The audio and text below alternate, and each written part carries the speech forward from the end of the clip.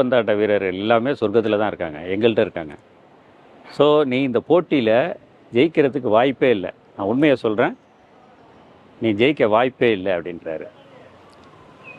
ஓகேங்கய்யா, அது பரவாயில்ல, இருந்துட்டு போட்டோம், வெற்றி தோல்வியை நம்ம போட்டியில் பார்த்துக்கலான்னு சொல்லிட்டு முடிச்சிடுறாரு. அவர் சொர்க்கத்தின் அதிபதியும் போனதுக்கப்புறம் நரகத்தின் அதிபதி காதில் வந்து அவரோட பிஏ சொல்கிறாரு, ஐயா அவர் சொல்கிறது 100% உண்மை, நம்ம ஜெயிக்கிறதுக்கு வாய்ப்பே இல்லை.